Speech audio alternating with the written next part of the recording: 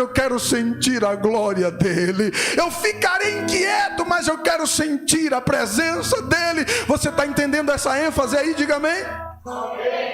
Na maioria das vezes somos atraídos por um conceito espiritual ou cultural apenas, nem sequer sabemos ou entendemos o que é fazer um ambiente de culto. Você sabe o que é fazer um ambiente de culto? O texto revela que eles se reuniram, e quando eles começaram a tocar, quando eles começaram a cantar, o texto diz assim: ouvia-se uma voz. Sabe o que é que o texto está dizendo aqui? Deus escutava milhares de vozes, Deus escutava como uma só, porque todos estavam no mesmo propósito, todos estavam no mesmo conceito, todos estavam no mesmo reconhecimento.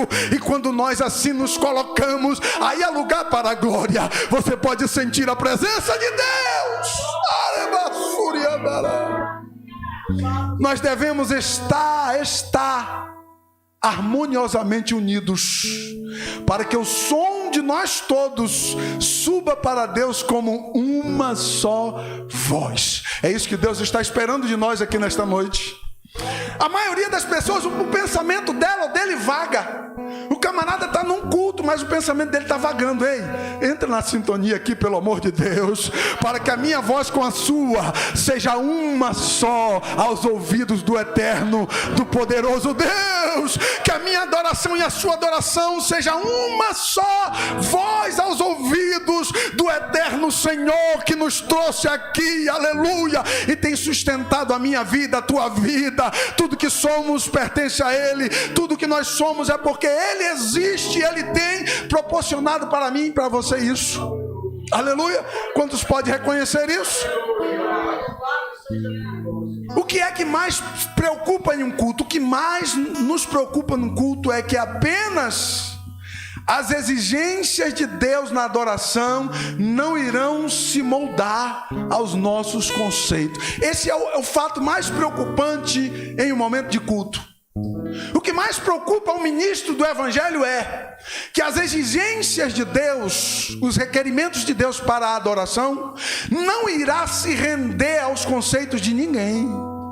Deus estabeleceu assim, santo, e Ele não vai se render àquilo que você acha que é adoração.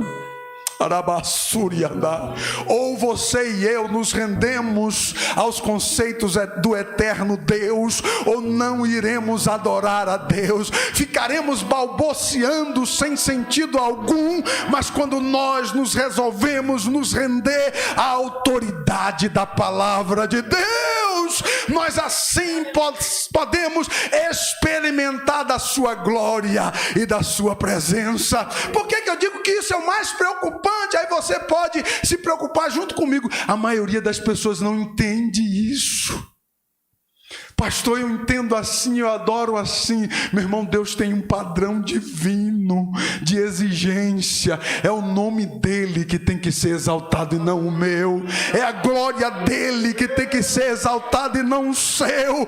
É ele que precisa aparecer e não eu. É somente ele. Bendito seja o nome do Senhor Jesus. Qualquer teatro, qualquer show perde totalmente o sentido, porque ele é o centro da adoração. Quantos aqui reconhecem isso? Se você reconhece, diga amém. Oura badara súria. Adorar a Deus não é tão fácil assim. Muitas pessoas não entendem. A adoração exige coletividade. O texto, versículo-chave é o versículo 13. A expressão do versículo diz assim: e quando eles levantavam quando eles levantavam a voz, no singular, voz, aleluia. Requerimentos da adoração exigem coletividade. Isso significa que Deus exige que todos que fazem parte do ambiente de culto estejam ligados, sintonizados. Aleluia. Como está difícil isso hoje, sim ou não? A maioria das pessoas não entende o que é isso. E a gente tem dificuldade de pregar. O cantor vem, canta, tenta atrair atrair, o pregador vem, prega, tenta atrair, mas que adianta? Um está vagando para um lado, outro está vagando para o outro. Ei, o texto nos ensina que a adoração exige coletividade.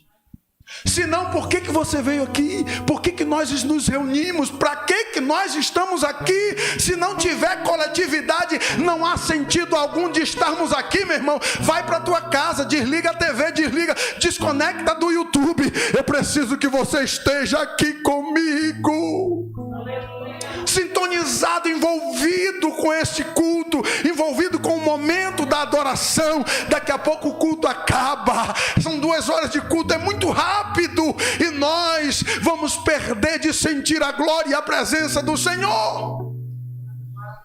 Salomão reuniu um povo, e a Bíblia diz que todos que estavam naquele ambiente, a voz que Deus escutava era uma só. Oh glória, aleluia. Pelo amor de Deus, entre na presença de Deus, para que isso venha a ter valia em nosso meio. O que é coletividade, pastor? Algumas pessoas não sabem. Coletividade é a natureza do que é coletivo, do que contém, do que abrange ou pertence a várias pessoas, a uma comunidade. O conceito de comunidade é isso: todos têm algo em comum.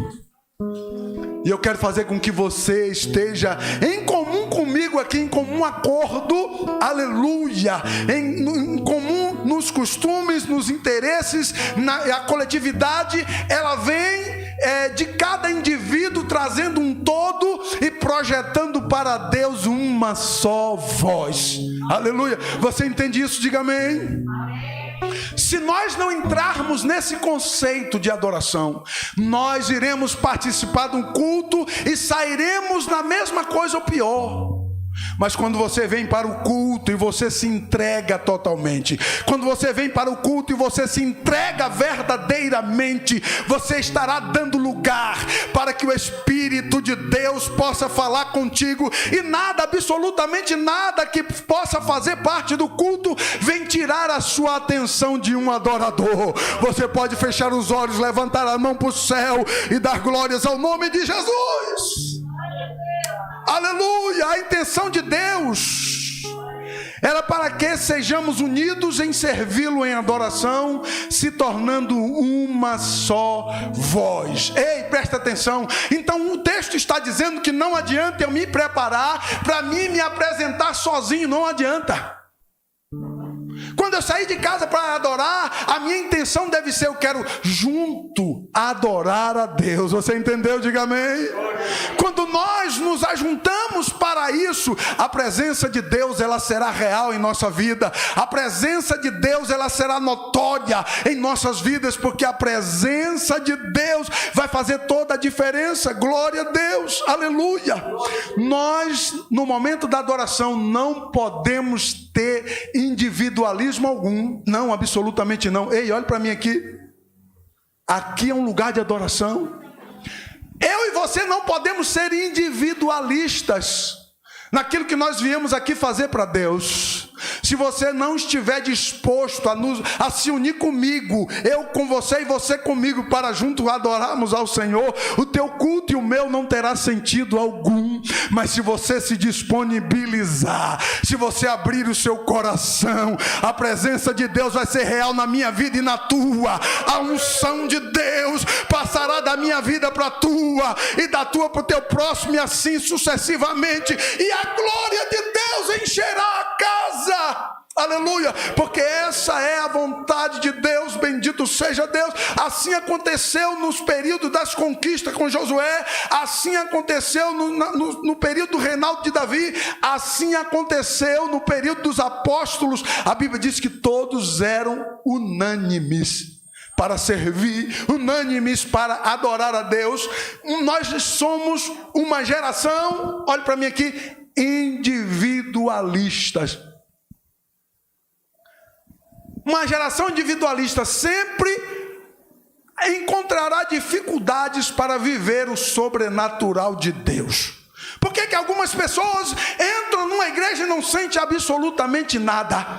Ei, O texto de Hebreus 13:8 diz que Deus, Ele é o mesmo, ontem, hoje, eternamente, Ele continua sendo o mesmo Senhor. Tiago escreveu dizendo que nele não há mudança nem sombra alguma de variação. Ele continua sendo o mesmo Deus exigente. Ele continua o mesmo Deus que exige que ele seja adorado acima de qualquer coisa, acima de qualquer objeto, acima de todas as coisas. Ele continua sendo o mesmo Deus exigente. Presta bem atenção aqui que eu estou encerrando a mensagem. Você não pode perder o final. Uma geração individualista não consegue entender esses conceitos da adoração. É por isso que muitas pessoas vêm ao culto e não sentem nada. Porque ele ou ela não se disponibiliza para adorar.